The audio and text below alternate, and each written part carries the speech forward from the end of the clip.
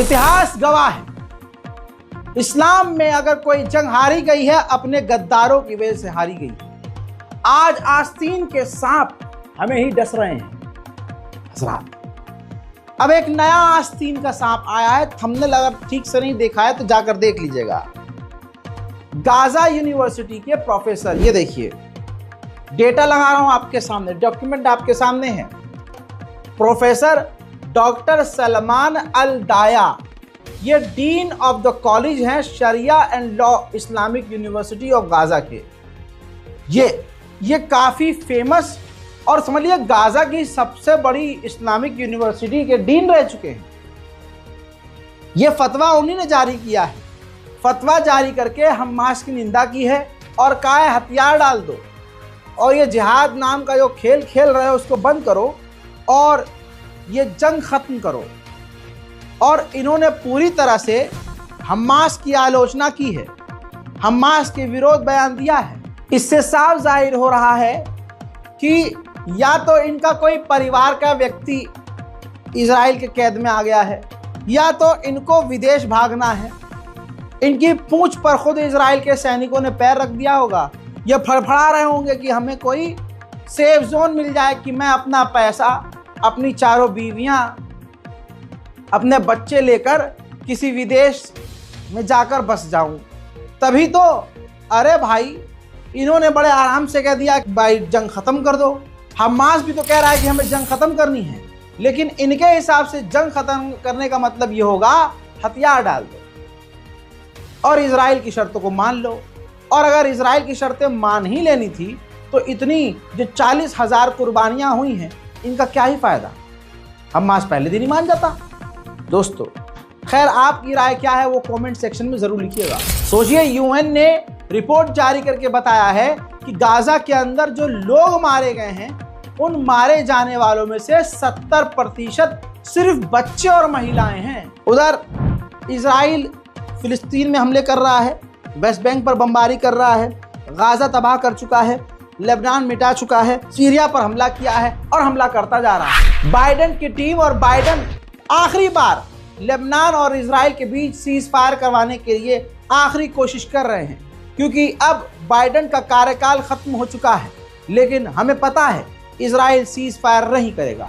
UN की peace keeping force ने फिर से कंप्लेन करी है कि इजराइल ने जो यूएन की पीस कीपिंग फोर्स की बिल्डिंग और इमारतें लेबनान में हैं उस पर हमले करके बड़े नुकसान और बड़े डैमेज किए हैं। नेदरलैंड का अपडेट आपको दे दूं दोबारा से। नेदरलैंड में तस्वीर देखिए, जिन लोगों ने इजरायलियों को सबक सिखाया था, जो इजरायली बच्चों के नरसंहार को चीख चीख कर खुशियां मनाते हुए बता रहे थे, उनकी पिटाई सुताई करने के बाद, दिन में तारे दिखाने के बाद, अब नेदरलैंड की इजरायली गुलाम मिलिट्री, इजराइल के आगे नतमस्तक ये सरकार, नेदरलैंड की पुलिस अब उनको गिरफ्तार कर रही है जिन्होंने इजरायलियों को सबक सिखाया था। उधर नेदरलैंड में अब फिलिस्तीनियों के ऊपर नेदरलैंड की पुलिस ने हमले शुरू कर दिए हैं, क्योंकि अमेरिका और इजराइल से दबाव होगा नेदरलैंड पर कि अच्छा तुम्हारे देश में इतनी हिम्मत कि यहूदियों की पिटाई। हाँ। तो देखिए दोस्तों,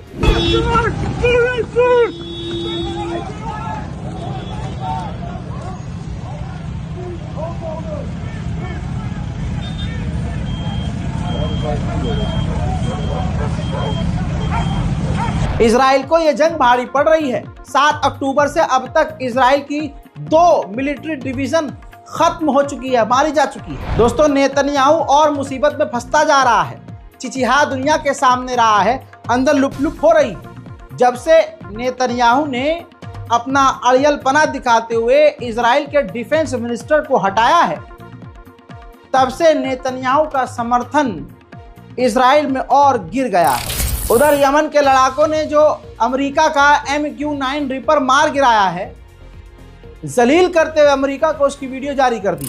उधर इराक का भी देख लीजिए, इराक ने भी सबूत वाला वीडियो जारी किया है जिसमें उसने दिखाया है कि उसने इजराइल के ऊपर ड्रोन हमले किए हैं। फिलिस्तीन का अपडेट ये है कि वेस्ट बैंक में तो तबाही मचा रहे हैं।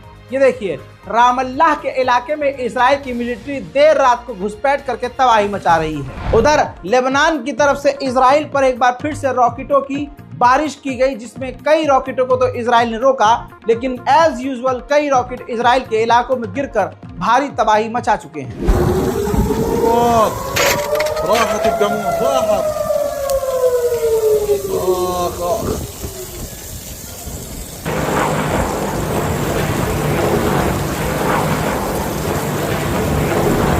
मेरे दोस्तों, जब लेबनान ने इजराइल के ऊपर यह हमला किया तो उस दौरान इजराइल के अंदर फुटबॉल मैच हो रहा था, यहूदी आपस में खेल रहे थे। ऐसे में जब सायरन बजा हमले का तो चलता हुआ मैच छोड़कर अपने तमाम क्षेत्र को दबाकर इजरायली वहां से फरार हुए। יש לנו החזקה כאן גם באצטדיון בכפר סבא, יש לנו החזקה כאן בלויטה, האוהדים צריכים לשכב גם אנחנו בעמדת השידור שלנו, כולם כאן צריכים להתפנות במגרש। मेरे दोस्तों, मैंने आपको बताया था एक बड़ा अपडेट एक वीडियो के अंदर, जिसमें ईरान ने कल रात 11 बजे भारतीय वक्त के मुताबिक करमनशाह के इलाके से चुपके से कुछ दागा था। वो बिल्कुल सही रिपोर्ट है हमारी, वो हमला नहीं था, वो उसने मीडियम रेंज की खुर्रमर शहर 4 नाम की मीडियम रेंज की बैलिस्टिक मिसाइल का सफल परीक्षण, कामयाब टेस्ट किया है। साउथ कोरिया के अब लॉ मेकर, साउथ कोरिया यानी अपनी गवर्नमेंट को रोकने की कोशिश कर रहे हैं जो उनके देश से हथियार इजराइल को मिल रहे हैं। उधर गाजा के सीज फायर के ड्रामे पर बात करने के लिए अमेरिका के विदेश मंत्री ने सऊदी अरब और यूएई के विदेश मंत्रियों से फोन पर बात की है और प्रिंस से भी बात की है। गाजा में जो कुछ भी हो रहा है, तबाही हो रही है, नरसंहार हो रहा है। गाजा की मदद के लिए इस बारकोड का इस्तेमाल कीजिए और आगे आइए। कुछ नहीं कर सकते तो दोनों हाथ बुलंद करके फिलिस्तीन के लिए दुआ कीजिए और भारत के मुसलमान समेत पूरी दुनिया के मुसलमानों के लिए दुआ कीजिए। दुआ कीजिए कि वॉर पूरी तरह से दुनिया में खत्म हो, ये जंग, ये खुरेजी खत्म हो और दुनिया में अमन और शांति आए। मैं हूं रजा और आप देख रहे थे रजाग्राफी अनस्क्रिप्टेड। जय हिंद।